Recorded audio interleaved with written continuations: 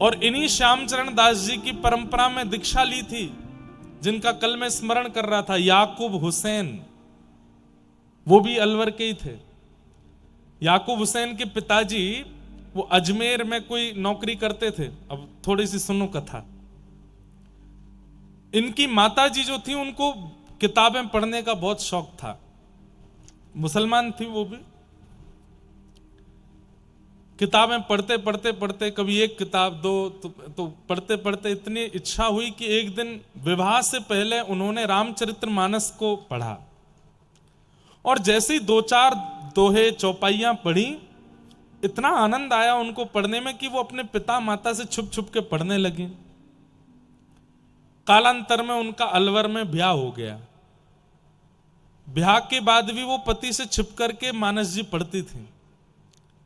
उनकी एक हिंदू सहेली थी, उससे वो पूछती थी, मुझे रामचरित्र पढ़ करके मानस जी पढ़ के इतना सुख मिलता है कि मैं क्या बताऊं, लेकिन मैं खुल के नहीं पढ़ सकती। तो उनकी सहेली ने बताया, बोले अभी तो तूने तुलसीदास जी के द्वारा रचित मानस जी पढ़ी हैं, अगर तूने वाल्मीकि जी के द्वारा रचित रामायण कभी पढ़ ली तो तुझे इतना आनंद आएगा कि क्या बताएं, पर वो संस्कृत में है। तो याकूब हुसैन की माताजी को इतनी इच्छा हुई कि मैं कैसे पढ़ूं, तब याकूब जी का जन्म हुआ। मैं इसलिए इतना सम्मान इनको दे रहा हूं क्योंकि ये परम भक्त हुए। ये धीरे धीरे ये बड़े हुए, अलवर में डॉक्टरी की पढ़ाई कर रहे थे, ज्यादा पुरानी बात नहीं है। डॉक्टरी की पढ़ाई करते करते पिताजी की अजमेर में जॉब लग गई थी, वो वहां कहीं काम करते थे, ये यहां डॉक्टरी की पढ़ाई कर रहे थे। तो एक दिन इनकी मां ने इनको बुलाया और कहा कि बेटा मेरा एक काम मैं तुमसे कह सकती हूं, पिता से तो कभी कह नहीं पाई। बोले क्या बात है मां, तुम पढ़ने लिखने में इतने होशियार हो, इतना जल्दी तुमको सब कुछ याद हो जाता है, मेरे लिए एक काम करोगे? बोले क्या? संस्कृत पढ़ लो, और संस्कृत पढ़ करके तुम संस्कृत श्लोकों का अनुवाद करना सीख लो। बोले मां उसकी आवश्यकता क्यों है? बोले मुझे रामायण सुननी है, मुझे वाल्मीकि जी के द्वारा रचित रामायण का अनुवाद सुनना है, वो तुमसे ही सुनना, और किसी से मैं सुन नहीं सकती। उन्होंने कहा मां ये तो बहुत अपराध है ना, हमारे कौम में तो ये अधिकार नहीं है। बोले इसीलिए तो छुप करके तुम पढ़ लो। तो अलवर के बड़े बड़े पंडितों के पास याकूब जी गए, लेकिन किसी ने भी उनको पढ़ाया नहीं। बोले अरे तुम मांस खाते हो, ऐसे ऐसे करते हो, हम कैसे पढ़ा दें? इन्होंने ये बात अपनी मां से जाके कही, तो मां ने कहा तो बेटा तू एक काम कर, तू मांस छोड़ दे। इन्होंने मां से कहा मां वो साल भर में हमारे कई त्योहार आते हैं, उसमें तो खाना पड़ता है। बोले कि मैं तेरे लिए कुछ ऐसा बना दूंगी, सबको लगेगा कि तू वही खा रहा है, लेकिन वो नहीं होगा, तू छोड़ दे मांस। तो इन्होंने मांस छोड़ दिया, और एक पंडित जी को इन्होंने विश्वास आश्वासन दे दिया कि मैंने मांस छोड़ दिया, मुझे संस्कृत पढ़ाई है। तो रात्रि की बेला में जब पूरा नगर सोता था, तब पंडित जी इनको संस्कृत पढ़ाते थे। 6 महीने में संस्कृत का अध्ययन करके इतने विद्वान हो गए याकूब, उन्होंने पूरी वाल्मीकि रामायण अपनी माता जी को सुनाई। यहां सामने बैठ के मां रोती थी, और यहां सुनाते सुनाते याकूब रोते थे। इतना दोनों का प्रेम हो गया राम जी से। अब तो कुछ महीनों बाद रामायण पूरी हो गई, तो इनके मन में इच्छा होने लगी मैं और क्या पढ़ूं, और क्या पढ़ूं। तब इन्होंने अपने उन्हीं गुरुदेव पंडित जी से पूछा मैं और क्या पढ़ूं। तब इन्होंने कहा रामायण हो गई, अब गीता पढ़ो। तो उन्होंने गीता पढ़ी, तो इनको और आनंद आया। बोले कि ऐसा लग रहा है कि मैं प्यासा रह गया हूं, कुछ बताइए ना मैं क्या पढ़ूं। अपनी डॉक्टरी की पढ़ाई भी कर रहे थे। तब पंडित जी ने इनसे कहा एक काम करो, तुम श्रीमद् भागवत पढ़ो।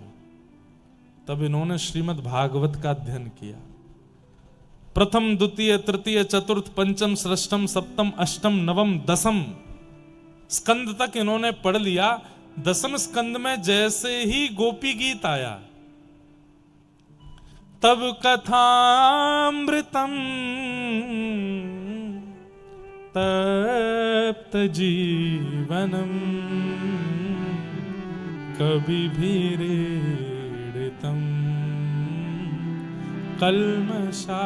बस रुक गए वहीं पर, और सालों साल निकल गए, गोपी गीत से आगे पन्ना पलट ही नहीं पाए, बस रोते रहते और गोपी गीत को पढ़ते रहते।